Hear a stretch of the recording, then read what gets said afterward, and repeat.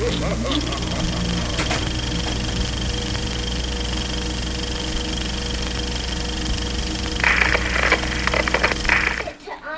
up guys, Evil here, up for my next project here on the bench, the 3 Racing Sakura D4.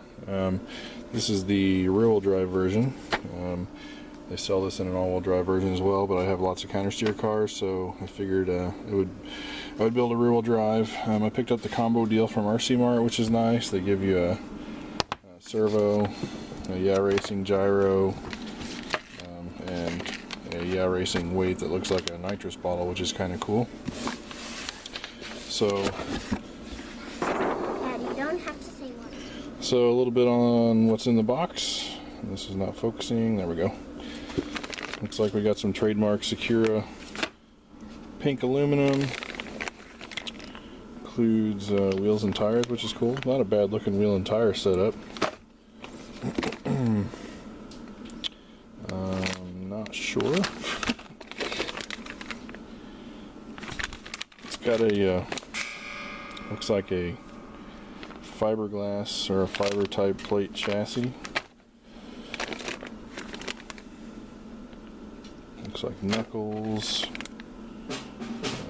shocks,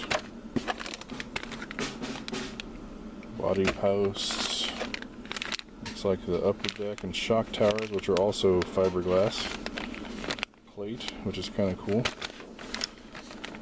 I'm a little more partial to them than I am to molded plastic.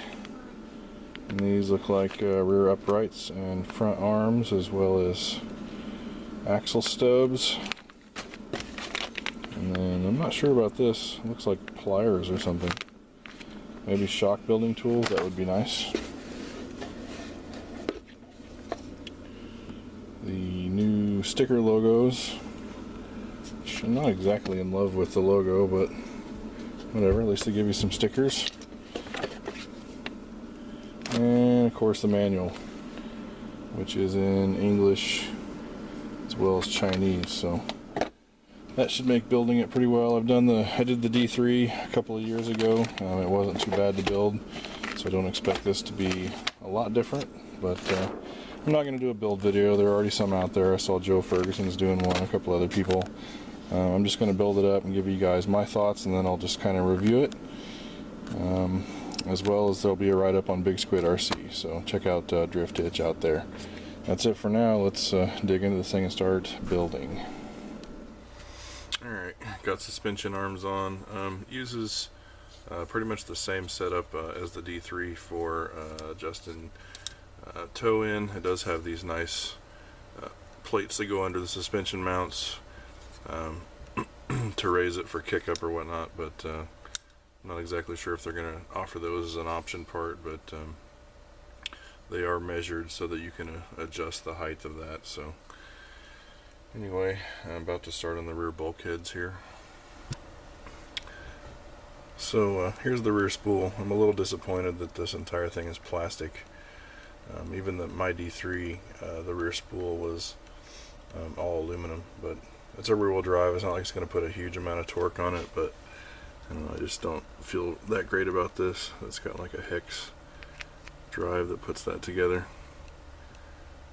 Anyway, we'll see how it performs. I'm just not super thrilled about how that's designed. So pulley design much better this time around, using set screws now instead of those crazy pins you had to drive through. Pretty pleased with that change there.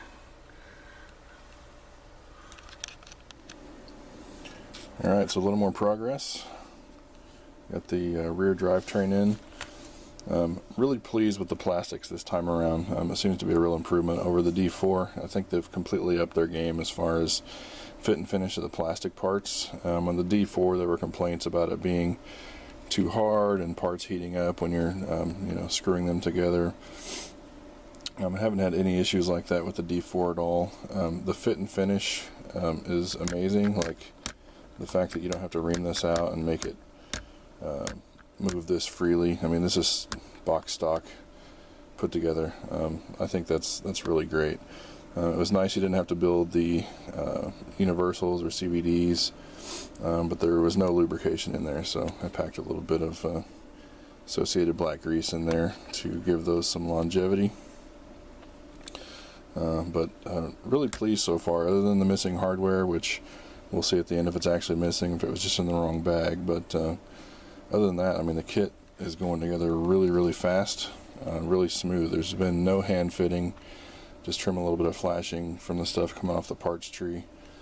But everything fits together really nice. I would compare this to building a much higher end kit with how easy it's all going together. So far I'm really pleased with the car, at least as far as the build is concerned. So we'll go on here and see how it goes.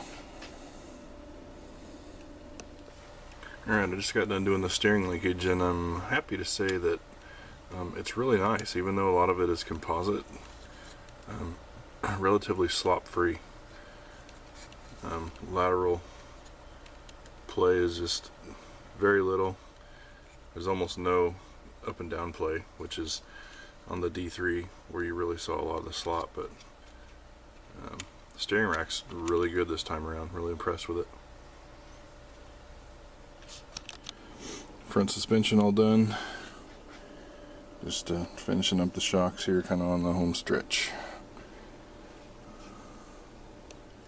So just real quick, I go over my setup here.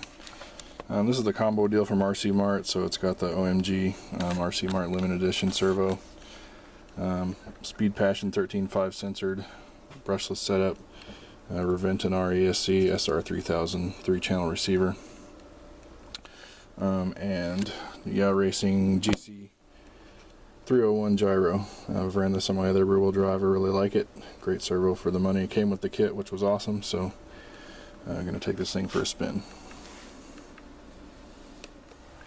So first little test run on the books, not too bad. Gearing doesn't seem to be terribly off. The tire durometer is a little bit too hard. So I'm going to go pull the wheels and tires off of my other rear wheel drive and give it another shot. Alright, what's up guys? Back from the first drift meet with the Sakura D4. Was not a great success. So I'm having the same problem that a lot of people with the rear wheel drive version of this are discovering, which is at full lock there's a lot of Ackerman. So from the research I've done, they're saying it has a lot to do with KPI or kingpin inclination or kingpin angle, whatever you want to call it. Basically, this ball is really far away from this one, so instead of being vertical, it's tilted way like this, and it causes some geometry issues. There's some other problems, which are at full lock, there's interaction here between this push rod and the knuckle. Alright, so I think this is my solution. This is a knuckle off of my MS-01D. If you can see there that it's greatly reduced that KPI angle. I'm kind of at the limit on this turnbuckle, so I don't probably have a lot more positive camber to give, but it doesn't look like it would need much, if anything. But I've hit a roadblock. The Sakura axle stub is the hole isn't quite far enough out to be able to clear the width of this knuckle, so I'm going to need a set of MST axle stubs to get this thing going. But I think this is going to be a workable solution. It's going to have plenty of throw without the steering or the linkage bottoming out. So I think that's going to work. So overall, there's a lot I like about this car, but this really disappointing that you have to completely re-engineer the front of this thing. The way they were releasing updates and things for the car before it was even out, is great, but they hadn't covered some basic groundwork here, and that's really frustrating. So beware if you go to buy one of these cars that it is going to be a project. It's not going to be a build it, throw it down on the ground and drive it. So I don't know if that goes for the all-wheel drive or not. The all-wheel drive I know has some front belt issues, but with the reduced steering throw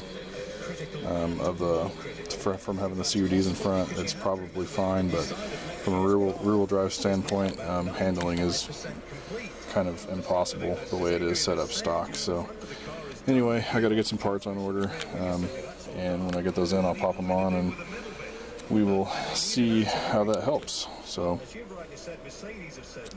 so I guess stay tuned for Volume 2, and we'll be doing some more wrenching on the D4. Thanks, guys.